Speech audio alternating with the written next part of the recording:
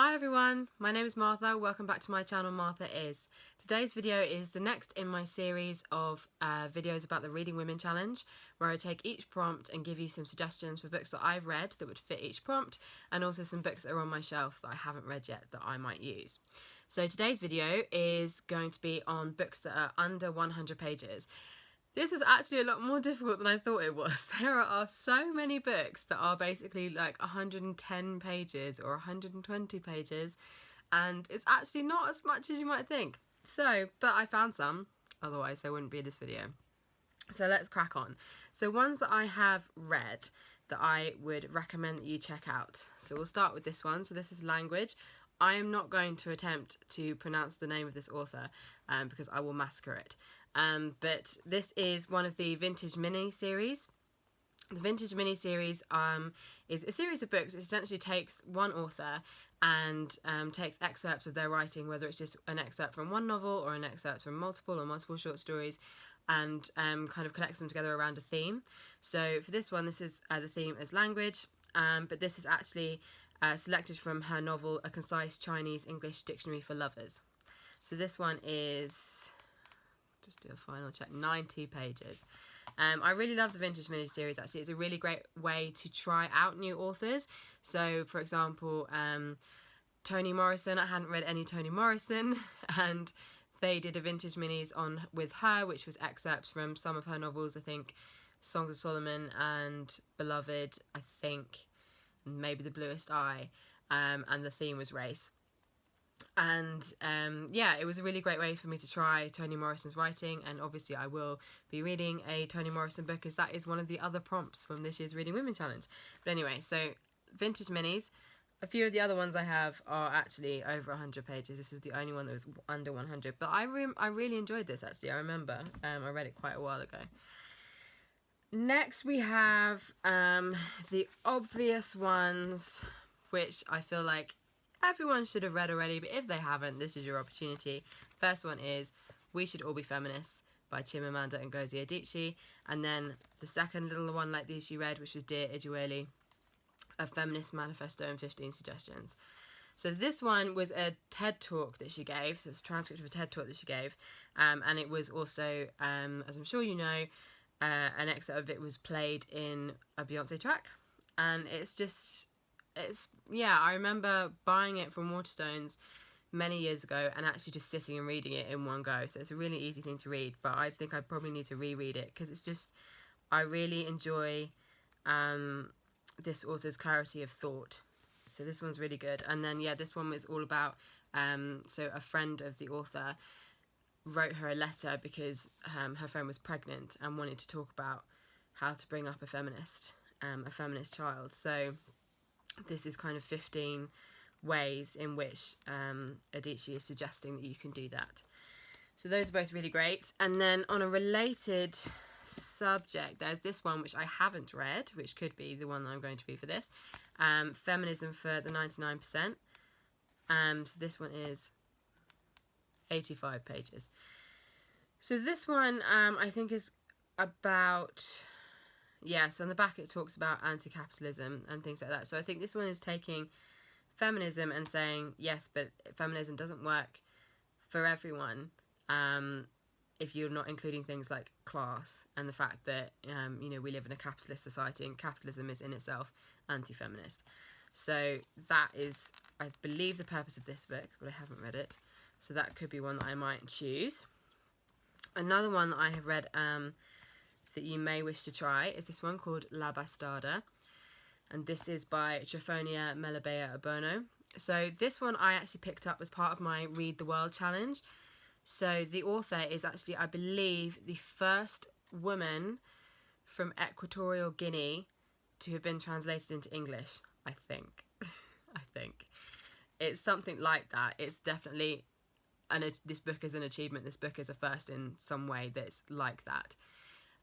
So Equatorial Guinea is a very small island off the coast of Africa.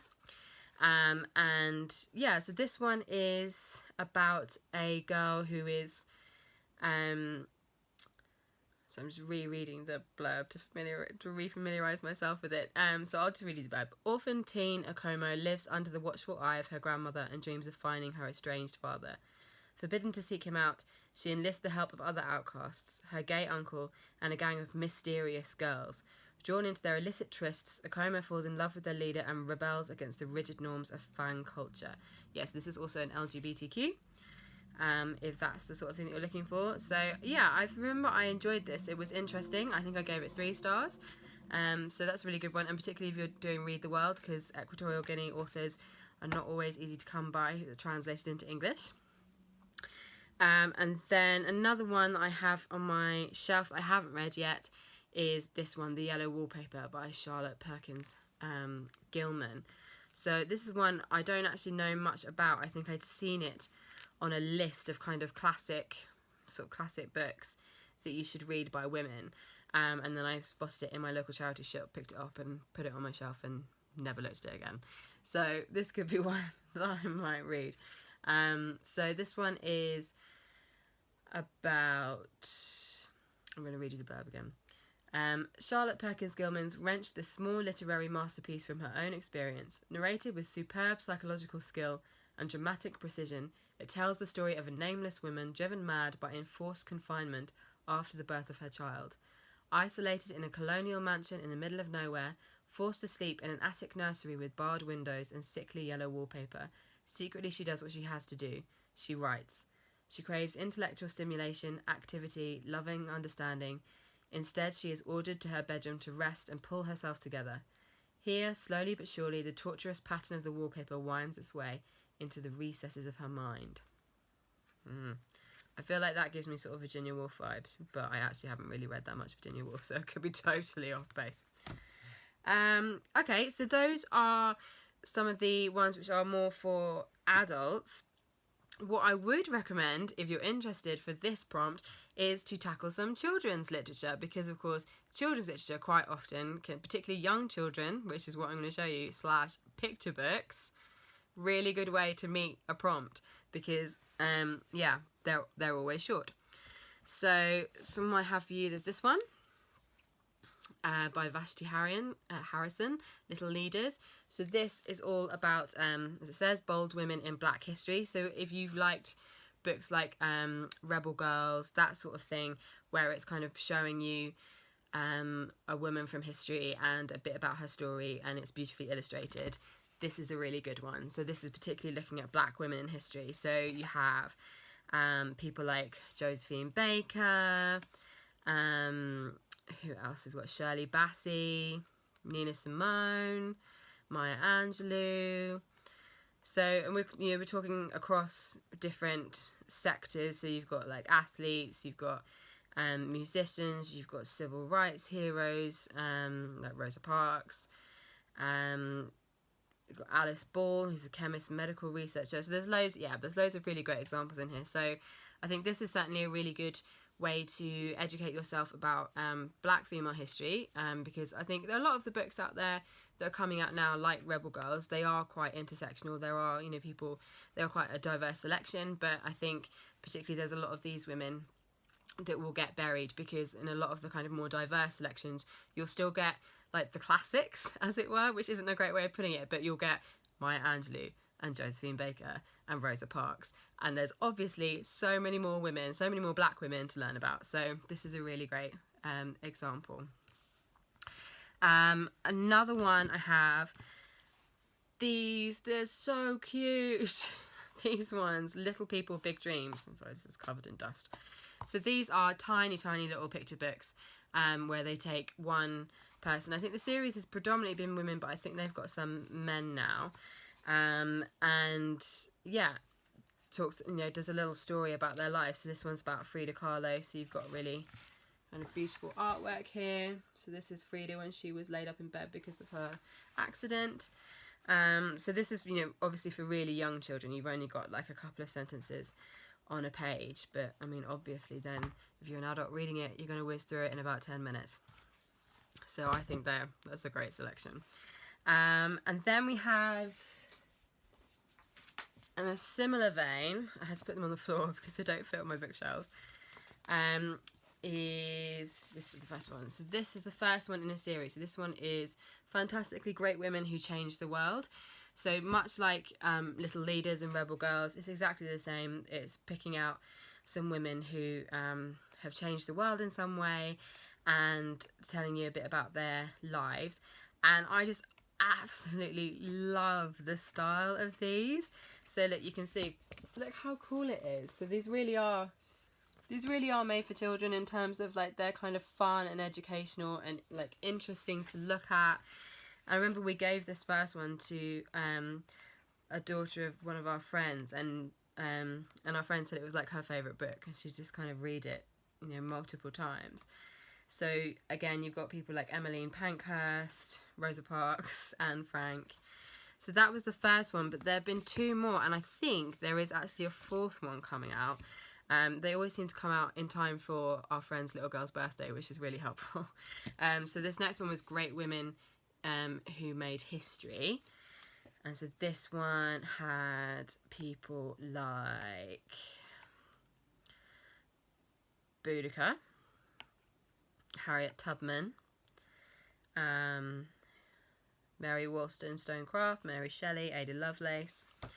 So there's that one. And then this was the 3rd one, Fantastically Great Women Who Worked Wonders. And so this one has people like, I'm having to remind myself as I do it. So you have Rosalind Franklin, who discovered DNA. Who else have we got in here? I should just look in the content, shouldn't I? Katherine Johnson. So have you seen the film Hidden Figures? Katherine Johnson was in there. Madam C.J. Walker. So there's, yeah. So it's just more great women. And I believe there's a 4th one coming out soon. And I think it's themed around climate change in some way, I think. I've just made that up, possibly. But yeah, I love these books. Absolutely love them. I buy them for myself. I buy them for my friends' kids. They're just such an amazing, like, creative, exciting way to get across, you know, all of the many, many women who've just been forgotten, who have done amazing things in history. So they're great for kids and for adults alike. So then my last one I want to show you is this one, Franklin's Flying Bookshop. So this is a storybook for kids, so by Jen Campbell, who is an author and a fellow booktuber, and she's amazing actually, because she writes so many different types of books. She writes for children, she's written short stories for adults, she's written non-fiction, she writes poetry, so she's a pretty prolific writer actually. And yeah, go follow her. I'll link her channel in the description box down below, because I really also enjoy watching her videos and finding out what she's reading. Anyway, Franklin's Flying Bookshop is a story about a dragon called Franklin, who's really lonely because he doesn't have any friends because he's a dragon, until he meets Luna, a lovely little girl, and they become friends, and he carries a bookshop on his back. Now, that story might sound familiar to you if you saw the Christmas advert of last year of John Lewis. So, FYI, they ripped that off. Like, absolutely shamelessly ripped that off, because her book came out so much earlier. That wasn't a partnership. They didn't work with her on it. They literally ripped the story. And yes, of course, we can say like, oh, it's not exactly the same story and blah, blah, blah. And I'm pretty sure they gave the dragon a different name and then marketed stuffed dragons. But come on, like, a dragon who doesn't have any friends and happens to make friends with a little girl with red hair, that ain't a coincidence, guys. So that put me right off John Lewis Christmas ads, actually. That really ruined it for me. But anyway, so this is actually the first in a series, and I've got the second one here, Franklin and Luna Go to the Moon.